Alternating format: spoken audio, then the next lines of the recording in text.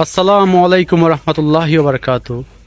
এই যে আমার সামনে আপনারা পোলট্রি মুরগগুলা দেখছেন, দেশের মানুষের আমিষের চাহিদা পূরণ প্লাস বিভিন্ন উৎসব অনুষ্ঠান রেস্টুরেন্টের চাহিদা পূরণের জন্য সবচাইতে বেশি যে মুরগটা ব্যবহৃত হয় সেটা হচ্ছে এই পোলট্রি মুরগ। পোলট্রি মুরগ নিয়ে কিন্তু আমাদের অভিযোগের আসলে শেষ নাই। তার অন্যতম প্রধান কারণগুলো হচ্ছে দাম বৃদ্ধি।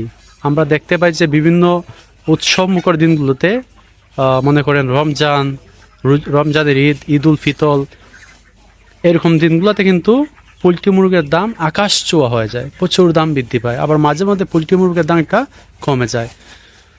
যখন পোলট্রি মুরগের দামটা কম থাকে তখন আসলে আমাদের সাধারণ মানুষ যারা আমরা আছি আমাদের তেমন একটা অভিযোগ থাকে না, কিন্তু যখন এটার দামটা বৃদ্ধি পায় তখন আসলে আমাদের অভিযোগের শেষ থাকে না। আমরা অনেকেই কি করি, মুরগ বয়কট করি। আসলে ভাই, মুরগ বয়কট করলে কি সমস্যার সমাধান হয়ে যাবে? হবে না। আপনি আমরা যদি মুরগ খাওয়া বন্ধ করে দিই, আমরা যদি মুরগ বয়কট করে দিই, তাহলে লোকসানের মুখে পড়বে হচ্ছে সাধারণ যে খামারিরা আছে তারা। কিন্তু মূল যে সিন্ডিকেট তারা কিন্তু দরাচোয়ার বাহিরেই থেকে যায়। এই যে দাম বৃদ্ধি হওয়া, অস্বাভাবিক দাম হওয়া, এটার মূল one of the most important reason এবং কারণ হচ্ছে সিন্ডিকেট।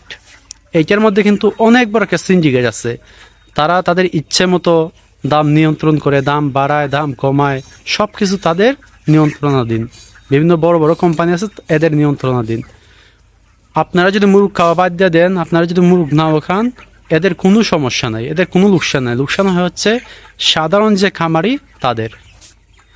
আমরা হচ্ছে কি মানে গুড়ায় সমস্যাগুলো আসলে ধরি না, আমরা সমস্যা ধরি হচ্ছে পরবর্তী সময়। আমরা যদি প্রথমে সমস্যাগুলো শনাক্ত করতে পারতাম এবং ধরতে পারতাম, মূল জায়গায় হাত দিতে পারতাম, তাইলে কিন্তু এত সিন্ডিকেট হইতো না, এত দুর্নীতি হইতো না দেশের মধ্যে। আমরা হচ্ছে কি যখন আসলে আমাদের কিছু করার থাকে না তখন প্রতিবাদ মুখর হয়ে যায়, খাওয়া বাদ দিয়ে দেয়। আসলে আমরা যদি সিন্ডিকেটের বিরুদ্ধে দাঁড়াইতে পারতাম যে কেন মুরগের বাচ্চার দাম এত বেশি হবে, কেন বাচ্চার দাম 80 টাকা, 90 টাকা, 100 টাকা হবে। মাঝে মধ্যে দেখা যায় মুরগির বাচ্চার দাম 30 টাকা, 35 টাকা। আবার মাঝে মধ্যে দেখা যায় কি 80, 90, 100 এরকম হয়ে যায়। কি একটা অবস্থা আপনারাই বুঝেন। খাবারের যে দাম প্রায় 70-80 টাকা কেজিতে খাবারের দাম কিন্তু পড়ে, এগুলা কিন্তু কেউ দেখে না।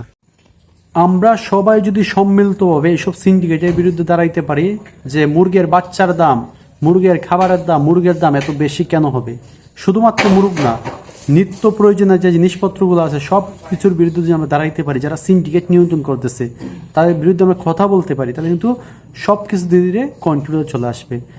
তাদের ইচ্ছা মতো কিন্তু তারা দাম বৃদ্ধি করে, দাম কমায়, মানে তাদের কন্ট্রোলে সব কিছু চলতেছে। আর আমরা সাধারণ মানুষ যারা আছি তারা হচ্ছে ভুক্তভোগী, তাদের নিকট আমরা জিম্মায় আছি। এদের বিরুদ্ধে এখনই সোচ্চার হতে হবে, অন্যথায় ভোগান্তির শেষ থাকবে না আমাদের।